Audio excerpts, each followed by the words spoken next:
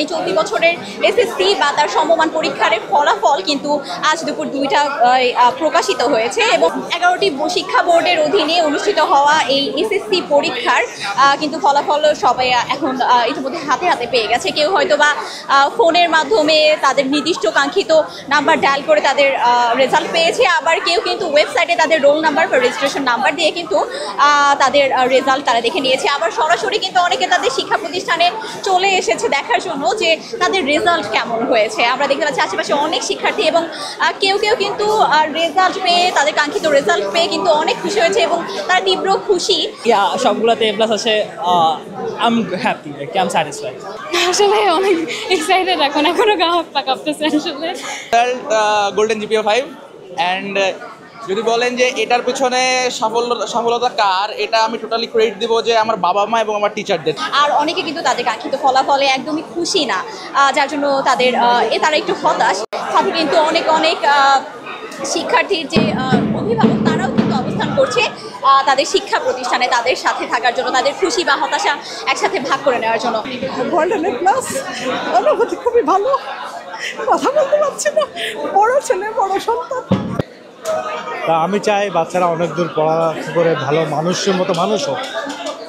আপনাদেরকে আমি জানিয়ে রাখতে চাই এবার পুরো বাংলাদেশে 83.04% কিন্তু পাশের হার। তার মানে গতবারের তুলনায় কিন্তু এবার পাশের হার একটু কম। আরেকটা জিনিস বলতে চাই, পুরো বাংলাদেশ থেকে কিন্তু এবার 19,28,970 জন শিক্ষার্থী এসএসসি পরীক্ষায় অংশগ্রহণ করেছে, যার মধ্যে কিন্তু সাধারণ শিক্ষা বোর্ড থেকে প্রায় 14 লাখ শিক্ষার্থী অংশগ্রহণ করেছে এবং প্রায় 2 লাখ কারিগরি শিক্ষা বোর্ড থেকে এবং প্রায় 3 লাখ মাদ্রাসা শিক্ষা বোর্ড থেকে অংশগ্রহণ করেছে। এই ক্ষেত্রে কিন্তু মেয়ে শিক্ষার্থীরা একটু এগিয়ে আছে, কারণ তারা কিন্তু তুলনামূলক বেশি এই এসএসসি পরীক্ষায় অংশগ্রহণ করেছে। তবে রাজশাহী বোর্ডের কথা যদি বলতে চাই, এখানে গত বছরের তুলনায় প্রায় 18,000 শিক্ষার্থী এবার কম এসএসসি পরীক্ষায় অংশগ্রহণ করেছে। গতবার প্রায় 2 লাখেরও বেশি শিক্ষার্থী এসএসসি পরীক্ষায় অংশগ্রহণ করেছিল রাজশাহী বিভাগ থেকে। তবে এবার কিন্তু তা কমে 1,81,000 জনে নেমে গিয়েছে, অর্থাৎ প্রায় 18,000 শিক্ষার্থী কম পরীক্ষা দিয়েছে এবার।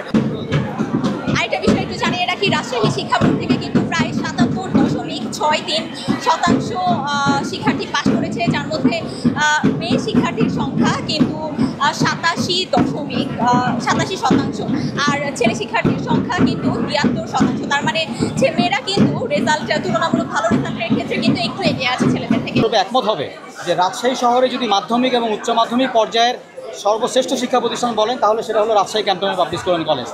এখন বলছি আমি রেজাল্টের কথা। রেজাল্ট ইতিমধ্যেই আমরা হাতে পেয়ে গিয়েছি, আপনারাও জানবেন। আমাদের 114 জন পরীক্ষার্থী বিজ্ঞান বিভাগে ছিল, সেখানে 110 জনই জিপিএ 5 পেয়েছে এবং আমাদের কমার্সে 100% জিপিএ 5। রাজশাহী বোর্ডে যদি বলতে চাই, এখান থেকে প্রায় 1,81,000 জন পরীক্ষা দিয়েছে এবং তার মধ্যে 97,000 জন কিন্তু ছাত্র অংশগ্রহণ করেছে এবং 87,000 কিন্তু ছাত্রী অংশগ্রহণ করেছে। মানে যদি দেখা যায় তাহলে বাংলাদেশের ওভারঅল অন্যান্য যে শিক্ষা বোর্ডগুলো রয়েছে তার যে রাজশাহীর ক্ষেত্রে কিন্তু মেয়ে শিক্ষার্থীর অংশগ্রহণের সংখ্যা কম রাজশাহী থেকে। পরীক্ষার ফলাফল এই জীবনের সব কিছু নয়, আর পরীক্ষার ফলাফল খারাপ হওয়াই জীবনের ব্যর্থতা নয়। অনেক সফল মানুষ আপনারা আশেপাশে দেখতে পারবেন যাদের ছাত্র জীবনে খারাপ ফলাফল হওয়া সত্ত্বেও তারা জীবনের সাফল্যের সর্বোচ্চ শিখরে পৌঁছেছে। তাই নিজের স্বপ্ন পূরণে সবসময় সচেষ্ট থাকুন, কারণ জীবন আপনাকে অনেকবার সুযোগ দিবে সফল হওয়ার। আফসানা আইভি, স্কাই বাংলা, রাজশাহী।